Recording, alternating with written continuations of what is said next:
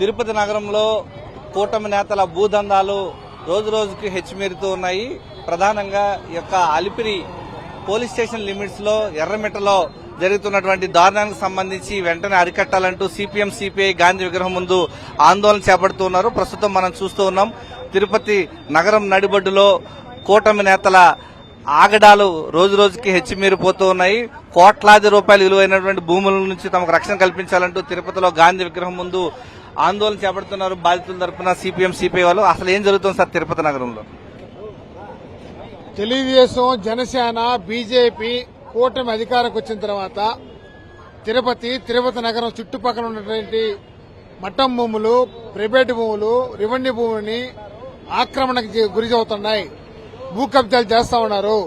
దాన్ని అడ్డుకుంటే రౌడీజం చేస్తున్నారు. ప్రైవేటు భూముల్లో ఉన్న ఇండ్లు కూడా కొట్టేస్తున్నారు. రౌడీజం చేసి ప్రభుత్వ భూముల్ని, మఠం భూముల్ని కబ్జా చేసుకుని ఫ్లాట్లు వేసుకుని కోట్ల రూపాయలకు అమ్మేస్తా ఉన్నా ఈ ప్రభుత్వంలో ఉన్నటువంటి రెవెన్యూ అధికారులు లేదా పోలీస్ యంత్రాంగం గాని లేదా ఎమ్మెల్యేలు గాని మంత్రులు గాని ఎవరు గాని నోరు తిరగడం లేదు. అందుకోసమే సిపిఐగా ఈ తిరుపతి నగరంలో ప్రజాస్వామ్యాన్ని కాపాడండి, పవిత్రతను కాపాడండి, తిరుపతిలో ప్రశాంతమైన వాతావరణం నెలకొల్పండి, ప్రభుత్వ భూములు, ప్రైవేటు భూములు, రెవెన్యూ భూములను కూడా మఠ భూములను కూడా కాపాడాలని చెప్పి సిపిఐగా డిమాండ్ చేస్తున్నాం. ఎవరైతే భూ కబ్జాలు చేస్తారో వారిపైన ఉక్కుపాదం మోపాలని ఎస్పీ గారికి విజ్ఞప్తి చేస్తున్నాం. రౌడీలని అణసాండి అని చెప్పి ఎస్పీ గారికి సిపిఐ తరఫున విజ్ఞప్తి చేస్తా ఉన్నాం. సుమారు అలిపిరి పోలీస్ లిమిట్స్ లోనే ఇదంతా దారుణాలు జరుగుతూ ఉన్నాయి. ఈ రోజు జరిగినటువంటి ఘటన చూస్తా ఉన్నాం. నాట్ ఓన్లీ అలిపిరి, తిరుచారు గాని, ఎంఆర్పల్లి గాని, అలిపిరి గాని ఎక్కడ పడితే అక్కడ ఈ రోజు భూ కబ్జాలు జరుగుతున్నాయి. రౌడీలతో దాన్ని ఆక్యుపై చేస్తున్నారు. పోలీస్ యంత్రాంగం సపోర్ట్ చేస్తున్న అనుమానం ఉంది. రెవెన్యూ అధికారులు తెలిసి తెలియనట్టుగా ఉన్నారు. కాబట్టి ఎక్కడైతే భూ కబ్జాలు జరుగుతున్నాయో వారిపైన చట్టపరమైన పీడీ యాక్ట్ పెట్టమని ప్రభుత్వం డిమాండ్ చేస్తా ఉంటారు. గతంలో ఎన్నడూ లేని విధంగా ఈ రోజు తిరుపతి నగరంలో భూములకు రక్షణ లేకుండా పోయింది. ఏ విధంగా చూడాలంటారు? ఈరోజు ఖాళీగా భూమి పెట్టుకోవాలంటే ఎవరైతే భూమి పెట్టుకున్నటువంటి ఓనర్లు ఉన్నారో వాళ్ళు భయాందోళనకు గురయ్యేటువంటి పరిస్థితి ఉంది. ఇప్పుడే మేము తిరుచానూరు రూరల్ మండలంలో రూరల్ మండలంలో 266/2లో 65 నుండి ఒక దళితుడు భూమి పెట్టుకుంటే ఆ భూమిని ఆక్రమించుకొని ఈవేళ ఆ భూమి మొత్తం కూడా ఒక పోలీసు అండలతో, శేఖర్ రెడ్డి అనేటువంటి పోలీసు కానిస్టేబుల్ తో వాళ్ళ అండతో, ప్రభుత్వం అండతో ఈవేళ ఆ ల్యాండ్ని మొత్తం కూడా ఆక్రమించుకొని 270 అంకణాలు ఆక్రమించుకున్నాడు ఒక్కడే. దీనిపైన తిరుచానూరు సిఐకి చెప్పాం, ఎస్పీ గారికి చెప్పాం, ఏఎస్పీ గారికి చెప్పాం. కానీ ఈవేళ ఉదయం నుండి సాయంత్రం దాకా కట్టి మొత్తం సాయంత్రానికి తోసేసిందే కాకుండా అక్కడ దళితులుగా ఉన్నటువంటి ఆయన కొట్టడం, అదేవిధంగా అక్కడ ఉన్నటువంటి ఎవరైతే ల్యాండ్ ఓనర్ ఉన్నాడో ఆయన్ని కూడా కొట్టి ఆ మేస్త్రిని గాయపరిచి ఇప్పుడే రోయ్ హాస్పిటల్లో ఉన్నారు.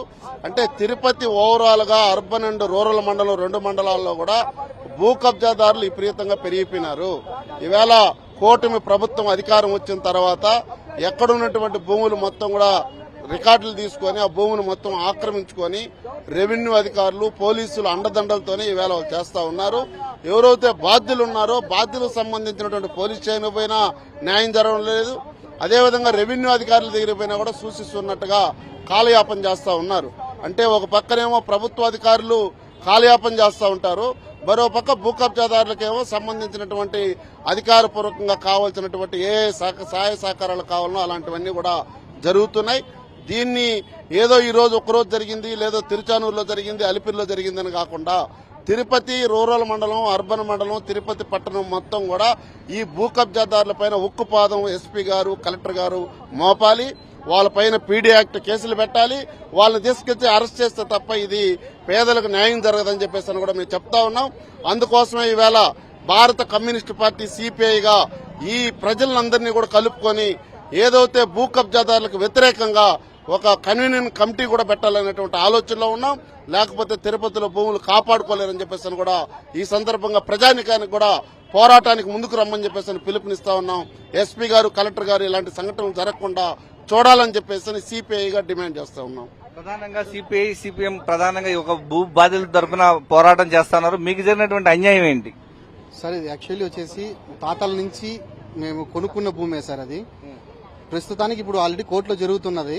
కానీ వాళ్ళు ఇప్పుడు ఏరా అంటే ఇంతకుముందు ఎప్పుడు రాలేదు. ఇప్పుడు ఈ కూటమి వచ్చిన తర్వాత కొంతమంది గూండాలని ఆడవాళ్ళని మా ఆడవాళ్ళందరూ తోసి కొట్టి అన్నీ చేసి మా దాంట్లోనే మొత్తం కొట్టి క్లీన్ మొత్తం చేస్తున్నారు. పోలీసు మన లీలామహల్ జర్నలిస్ట్ కాలనీ దగ్గరే అలిపిరి పోలీస్ స్టేషన్ లో వెళ్లి కంప్లైంట్ ఇస్తే కూడా కనీసం ఒక కానిస్టేబుల్ కూడా ఒక ఎస్ఐ సార్ కూడా పట్టించుకోవడమే లేదు.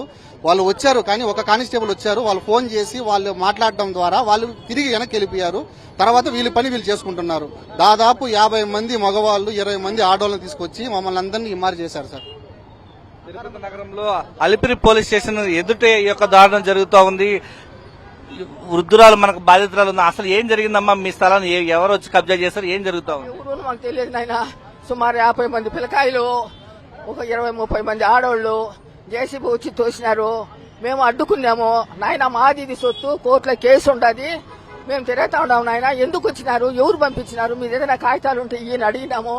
మమ్మల్ని లెక్క పెట్టలేదు, మమ్మల్ని తోసేది నెట్టేది కాదన్నారు. పోలీస్ స్టేషన్ కాడికి పోతే ఆడ పోలీసు వాళ్ళు ఎవరు లేరు. ఒక ఆయన వచ్చినాడు, వాళ్ళకి ఏం జరుగుతా ఉంది నిలబండి అని చెప్తే ఆయన మాట కూడా పట్టించుకోలేదు, ఆయన వెళ్ళిపోయినాడు. హైకోర్టు ఆర్డర్ కూడా ఉంది, కాగితాలు ఉంది. అంటే కోర్టు సెలవుల నేపథ్యంలోనే సాగుగా చూసుకుని రేపటి నుంచి సెలవుల నేపథ్యంలో దారుణాలు గొడగొట్టారు అనుకోవచ్చు. ఇది ముమ్మాటికే నిజం.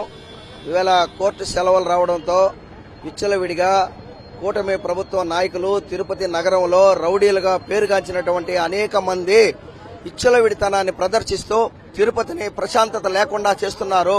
ఎక్కడ భూములు కనబడితే కబ్జా చేసేసి కబ్జాకి అడ్డొచ్చినటువంటి కొనుగోలుదారులు వచ్చి ఈ భూమిని కొనుక్కున్నాము, 40 ఏళ్లుగా 30 ఏళ్లుగా మా స్వాధీనంలో ఉందనంటే కూడా లెక్క చేయకుండా ఈడ్చి పడేసి ఆ భూముల్ని కబ్జా చేసుకోవడానికి ప్రయత్నం చేస్తున్నటువంటి ఇక్కడ ఉన్నటువంటి గూండాలకు వ్యతిరేకంగా సిపిఐ ఈరోజు నిరసన కార్యక్రమం చేపట్టింది.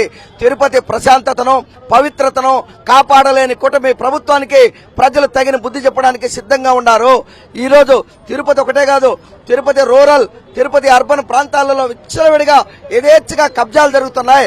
ఇళ్లు కట్టుకున్న వాళ్ళందరినీ కూడా ఇళ్లు కూల్చేసి ఇష్టం ఉంటే 10 లక్షలు ఇస్తాం తీసుకో, లేకపోతే వెళ్ళిపో అని బెదిరింపులు జరుగుతున్నాయి.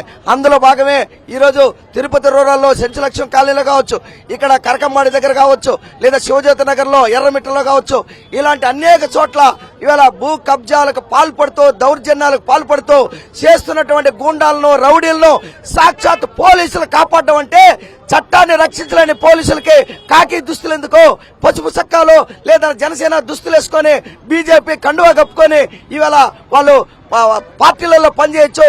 కానీ ప్రజల్ని రక్షించాల్సిన పోలీసులు ప్రజలకు రక్షణగా లేకుండా పోవడం అత్యంత దారుణం, బాధాకరం. దీన్ని సిపిఐగా తీవ్రంగా ఖండిస్తా ఉన్నాం. ప్రజలకు రక్షణ కల్పించాల్సినటువంటి పోలీసులు ఈ రోజు రౌడీలకు భూ కబ్జాదారులకు వెన్నుదన్నుగా నిలుస్తున్నారంటూ వారంతా కూడా ఆవేదన వ్యక్తం చేస్తూ ఉన్నారు. ప్రస్తుతం మనం చూస్తూ ఉన్నాం, ఈ రోజు సిపిఐ ఆధ్వర్యంలో బాధితుల పక్షాన వారంతా కూడా అండగా నిలుస్తున్నటువంటి పరిస్థితి కనిపిస్తోంది.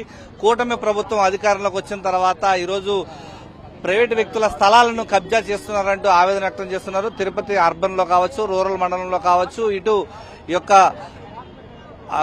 తిరుపతి టౌన్ లో ప్రధానంగా ఈ యొక్క ఎర్రమిట్టలో జరుగుతున్నటువంటి దారుణానికి సంబంధించి బాధితుల పక్షాన ఈ రోజు సిపిఐ న్యాయ పోరాటానికి దిగుతోంది. ప్రధానంగా వారికి న్యాయం చేయాలంటూ ప్రధాన డిమాండ్ ఇక్కడ చేస్తున్నారు.